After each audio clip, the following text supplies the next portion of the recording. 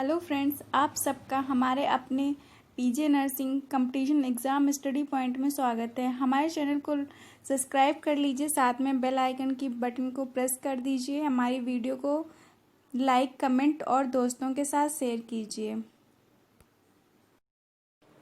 आज मैं आपके लिए फंडामेंटल ऑफ नर्सिंग पार्ट 3 में ड्रग्स रूट साइट्स से रिलेटेड कुछ क्वेश्चन लेके आई हूँ, जो कि GNM, ANM, BSc nursing exam में पूछे जाते हैं। चलिए अपने क्वेश्चन की ओर बढ़ते हैं। क्वेश्चन है, इंट्राओसियस इंजेक्शन दिया जाता है। ऑप्शन है ए सिरा में, बी अस्थि मज्जा में, सी स्पाइनल गुहा में, डी पेशियों में। राइट आंसर है बी अस्थि मज्जा में। इंट्राओसियस इंजेक्शन अस्थि मज्जा यानी कि बोन मैरो में दिया जाता है। नेक्स्ट क्वेश्चन, निम्नलिखित में से कौन सा एक आइसोटोनिक विलेन है? ऑप्शन है A 5% dextrose, B normal saline, C 10% dextrose saline, D 5% dextrose saline. Right answer है बी नॉर्मल सलाइन। आइसोटोनिक विलेन होता है नॉर्मल सलाइन। नेक्स्ट क्वेश्चन, जीवाणुओं की वृद्धि को रोकने वाला पदार्थ है। ऑप्शन है A bacteriostat, B bactericide, C carrier, D vaccine. Right answer है बी बैक्टीरियासाइड। जीवाणुओं की वृद्धि को रोकने वाला पदार्थ होता है बैक्टीरिसाइड। नेक्स्ट क्वेश्चन, त्वचा के ठीक नीचे औषधि का समावेश कहलाता है।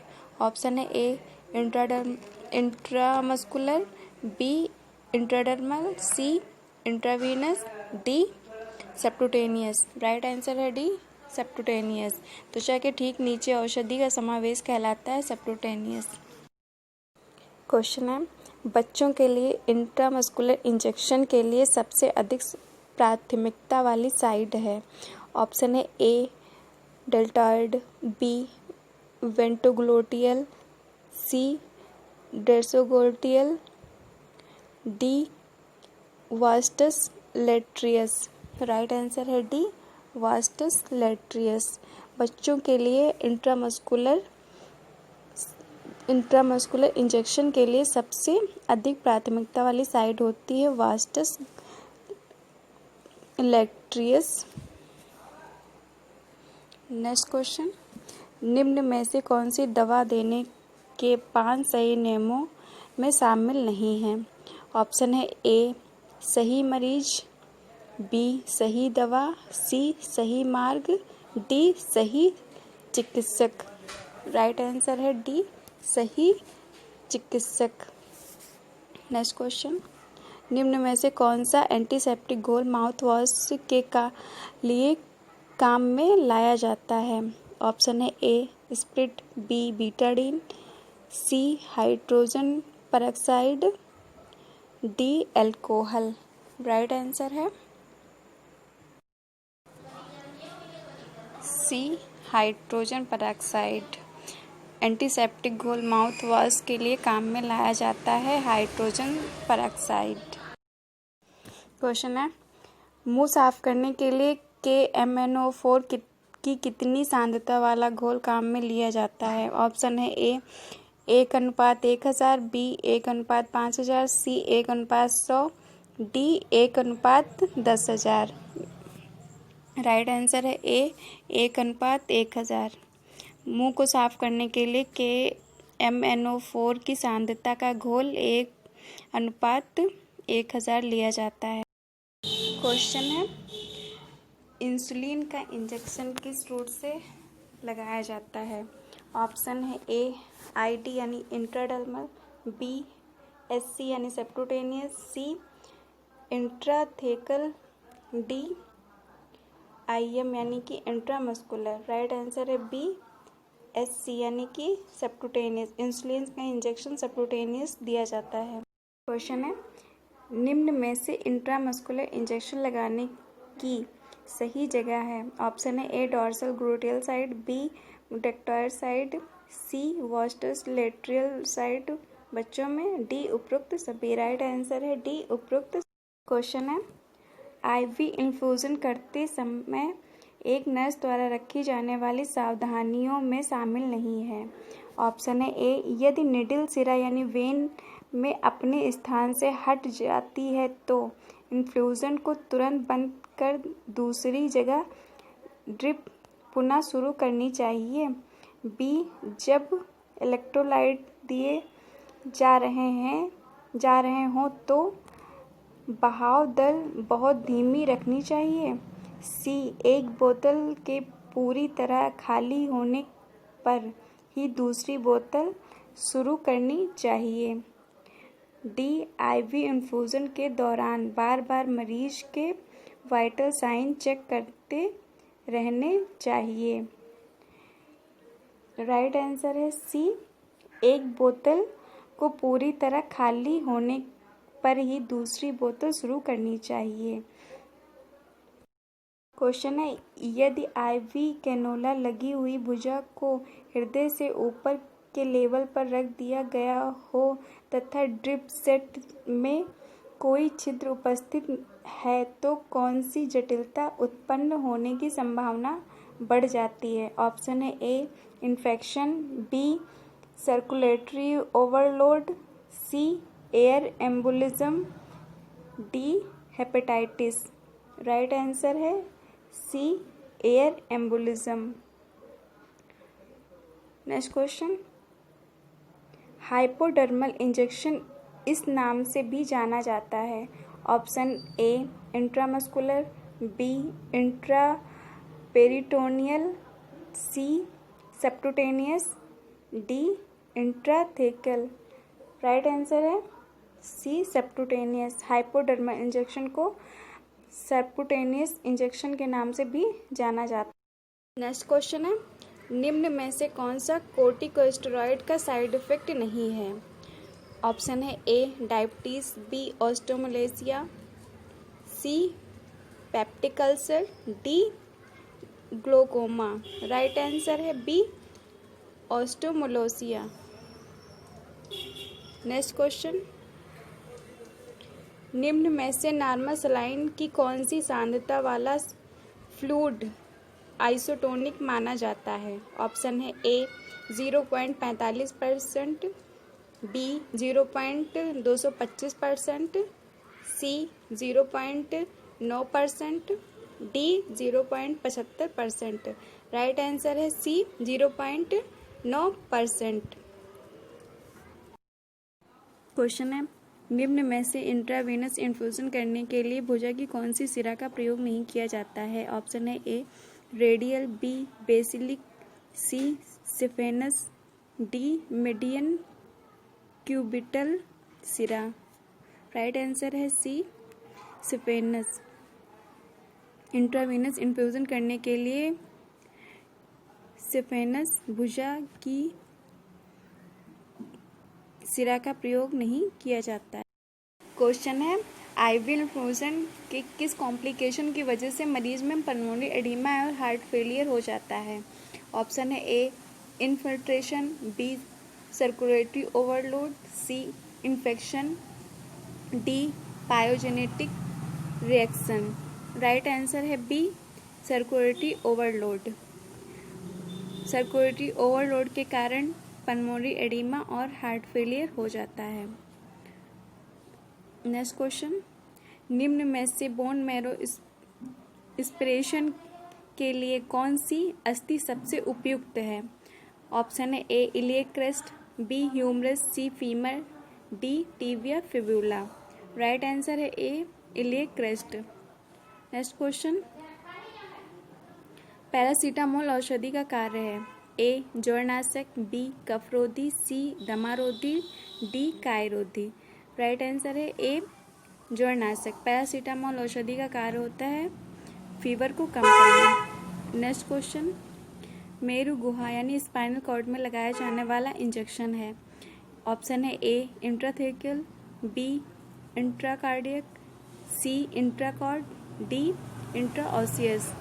राइट आंसर है ए, इंट्राथेकल। स्पाइनल कैविटी में लगाया जाने वाला इंजेक्शन इंट्राथेकल होता है। इंट्राथेकल इंजेक्शन का दूसरा नाम है, ऑप्शन है ए इंट्राकार्डियक, बी इंट्राओसियस, सी इंट्रास्पाइनल, डी सबक्यूटेनियस। राइट आंसर है सी इंट्रास्पाइनल। इंट्राथेकल इंजेक्शन का दूसरा नाम होता है इंट्रास्पाइनल।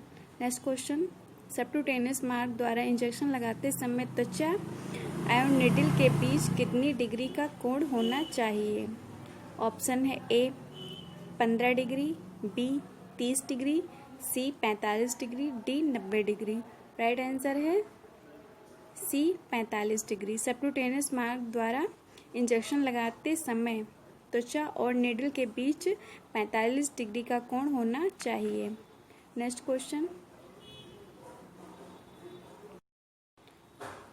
इंट्रामस्कुलर इंजेक्शन कितने कोण पर लगाना चाहिए? ऑप्शन है A 15 degree, B 90 degree, C 30 degree, D 45 degree. Right answer है B 90 degree. Intramuscular injection 90 degree की कोण पर लगाना चाहिए। नेक्स्ट क्वेश्चन, इंट्राडर्मल इंजेक्शन कितने कोण पर लगाना चाहिए? ऑप्शन है A 15 degree, B 30 degree, C 45 degree, D 90 degree. Right answer है A 15 degree. Intradermal injection 15 degree के कोण पर लगाना चाहिए। क्वेश्चन है, निम्न में से कौन सा फ्लूइड वॉल्यूम एक्सेस का लक्षण नहीं है? ऑप्शन है ए वजन बढ़ना, बी शरीर पर सूजन, सी रक्तचाप का कम होना, डी मूत्र का अधिक स्राव। राइट आंसर है सी रक्तचाप का कम होना। फ्लूइड वॉल्यूम एक्सेस का लक्षण नहीं है रक्तचाप का कम होना।